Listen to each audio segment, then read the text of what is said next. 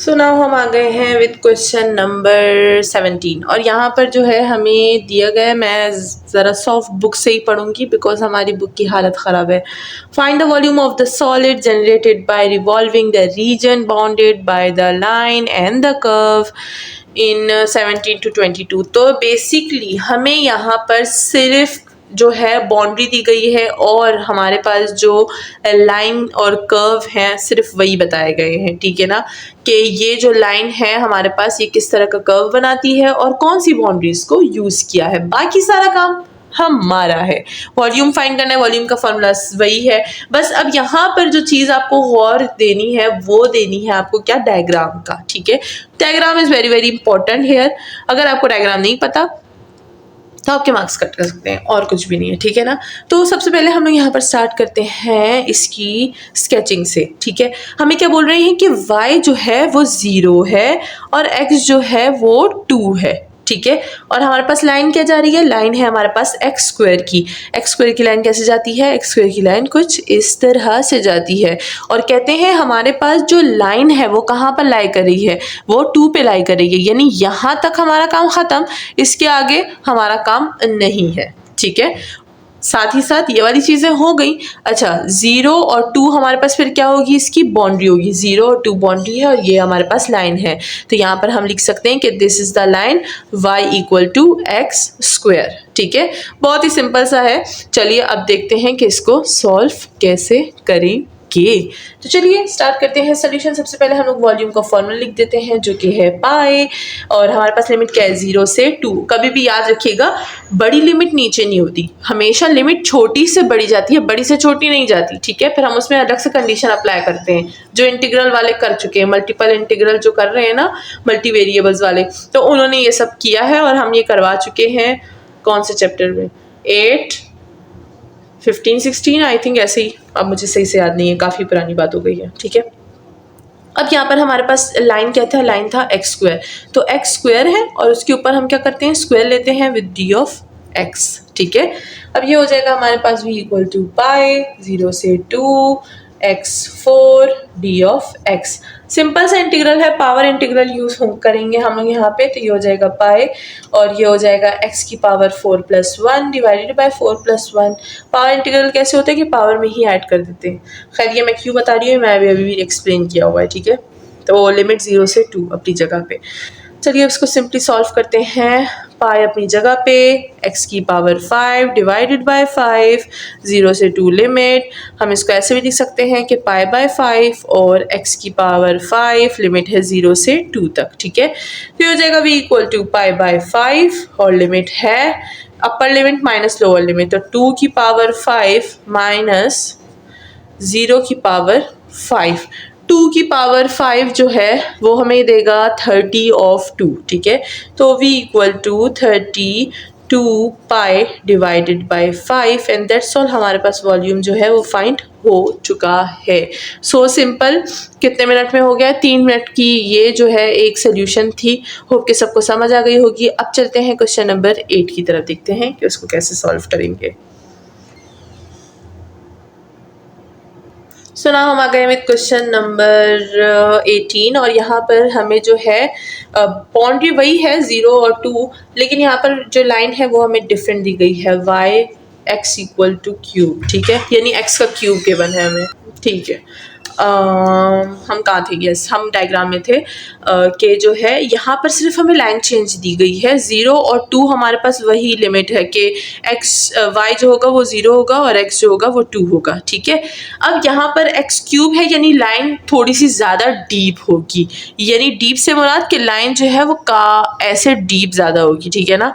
तो बस इतना ही फ़र्क है, बाकी इतना फ़र्क नहीं है। फिर x4 में और डीप हो जाएगी, डेट्स ऑल। और यहाँ पर हमारे पास जो है वो यहाँ पर कुछ वैल्यू नहीं है, ठीक है। तो ये हो गई हमारे पास हमारी line y equal to x cube और दिस इज़ द बाउंड्री। तो सारा का सारा जो एरिया हम फाइंड करें, जो वॉल्यूम हम फाइंड करें, उसको आप स्केच कर लिया करें। कुछ बातें अगर मैं नहीं बताऊँ ना तो खुद से भी समझ लिया करें, ठीक है ना। पिछले वाले में भी स्केच कर लें, क्वेश्चन नंबर 17 में भी, और इसमें भी स्केच कर लें, ठीक है ना। तो ये हमारी स्केचिंग हो गई है, बहुत ही शानदार है। खैर है, चलिए सोल्यूशन स्टार्ट करते हैं। वही वॉल्यूम का सोल्यूशन है v इक्वल टू पाई 0 से 2 एक्स क्यूब और डी ऑफ एक्स। तो मुझे नहीं लगता इसमें कुछ ज़्यादा मुझे समझाने की ज़रूरत है, और नहीं है ना, कंफर्म। 3 में +1 होगा, 3 में +1 नहीं, 3 का स्क्वायर लेंगे ना हम। तो 3 का स्क्वायर क्या होता है हमारे पास, 3 का स्क्वायर होता है 6, ठीक है। और 6 + 1 डिवाइडेड बाय 6 + 1, और लिमिट है 0 से 2, इंटीग्रल अप्लाई हो गया, सही है, सही है। अच्छा, तो ये हो जाएगा हमारे पास π/7, और x की पावर 7, 0 से 2 लिमिट। अब लिमिट अप्लाई करते हैं π/7।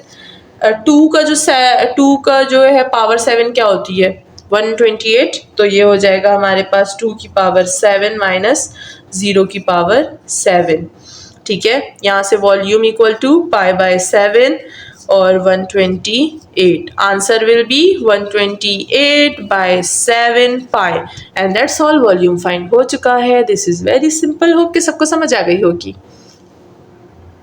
सो नाउ हम आ गए विद क्वेश्चन नंबर 19, एंड यहाँ पर हमें दिया गया है square root of 9 minus x square, यानी ये हमारे पास है equation of upper half circle की, अपर हाफ सर्कल की इक्वेशन है, जिसका सेंटर क्या होता है, 0 होता है, और जिसका रेडियस क्या होता है, -3 से +3, ठीक है। सो चलिए इसके बारे में थोड़े से हम लिख देते हैं। ये क्या है, ये है अपर हाफ सर्कल, जिसका सेंटर क्या होता है, सेंटर्ड 0 0, रेडियस क्या होता है, -3 से +3 तक, ठीक है। और यहाँ पर हमें मार्क दिया गया है कि y जो है वो 0 है, यानी हमें जो सर्कल का रीजन है वो शेड करना है, ठीक है। तो चलिए इसको हम लोग जो है अब थोड़ा सा ड्रॉ कर लेते हैं। ड्रॉ किस तरह से करेंगे, ये हो जाएगा हमारे पास 0, और ये हो जाएगा 3, ये हो जाएगा -3, सही है।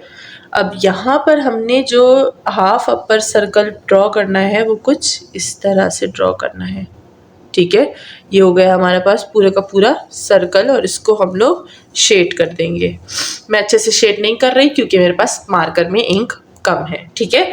सो ये हो गया हमारे पास इसका इक्वेशन, और अब हम लोग इसको सॉल्व करेंगे with the formula of volume, ठीक है। तो चलिए वॉल्यूम का फॉर्मूला लिखते हैं, v = पाई, लिमिट क्या है हमारे पास, लिमिट है हमारे पास 3। जैसे कि मैंने बोला ना कि हमारे पास इसका रेडियस कितना होता है, 3 होता है, यहाँ पर रेडियस 3, ठीक है।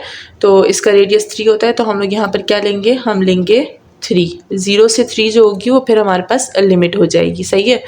तो अगर यहाँ पर कोई बोल रहा है कि भाई हम लोगों ने क्यों यहाँ पर जो है वो इसकी जो रेडियस है वो हमने 3 लिया है, देखिए स्केचिंग में, अच्छा यहाँ पर स्केचिंग लिखना था मुझे रेडियस नहीं लिखना था, ठीक है ना। ये जो है सेमी सर्कल का स्केचिंग है, तो यहाँ पर मैं स्केच लिख देती हूँ, SKETCH, ठीक है। तो इसका रेडियस जो होता है वो हमारे पास 3 होता है ऑन दिस इक्वेशन, सही है।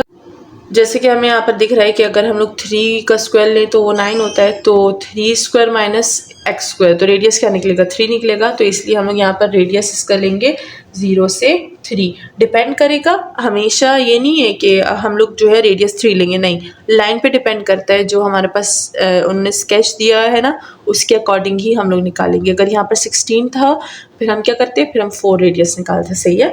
तो ये हो गया है हमारे पास रेडियस की बात। अब हम लोग करते हैं √9 minus x square with whole square and d of x simple. हमारे पास जो है हमारी थ्योरी पूरी की पूरी हो गई है। अब हम लोग इसको सॉल्व करेंगे, तो ये हो जाएगा v = पाई 0 से 3, square root will be cancel, 9 minus x square d of x. ये हो जाएगा v = पाई, और हम लोग 9 पे इंटीग्रल अप्लाई करेंगे तो क्या आएगा, 9 ऑफ एक्स माइनस एक्स का स्क्वायर क्या होता है, x³ डिवाइडेड बाई 3, और 0 से 3 है हमारे पास रेडियस, मतलब लिमिट्स, ठीक है। चलिए अब इसको हटा देते हैं और आगे बढ़ते हैं। v = पाई 9 3 माइनस 3 का क्यूब डिवाइडेड बाय 3, एक लिमिट माइनस दूसरी लिमिट। 0 मल्टीप्लाई करूंगी तो 0 होगा, 0 मल्टीप्लाई करूंगी तो 0, तो पूरा का पूरा ही 0 कर दो, उससे कोई फर्क नहीं पड़ता। ठीक है, ठीक है। v इक्वल टू पाई 9 3 ज़ा 27 माइनस 0, तो ये क्या हो जाएगा, v इक्वल टू 27 ऑफ पाई। तो हमारे पास आंसर क्या है, आंसर है हमारे पास 27 पाई। और मैं यहाँ पर और क्या भूल रही हूँ, अरे हाँ मैं इसको ये भूल रही हूँ, मैं कह रही हूँ मैं क्या भूल रही हूँ, मैंने इतनी जल्दी सॉल्व कर दिया है। अच्छा 27 तो यहाँ से आता है ना, -3 का जो पावर है वो क्या होता है, वो 27 होता है डिवाइडेड बाय 3 और फिर -0। अब हो गया पाई, ये हो जाएगा 27 माइनस 9, यहाँ से 9 आता है, 3 है ये, तो ये हो जाएगा 9। v equal to pi 27 minus 9 क्या होता है, 18 होता है, ये हो जाएगा v 18 पाई। और इसी के साथ वॉल्यूम जो है वो सॉल्व हो गया है। होप के सबको समझ आ गई होगी। अब चलते हैं क्वेश्चन नंबर 20 की तरफ।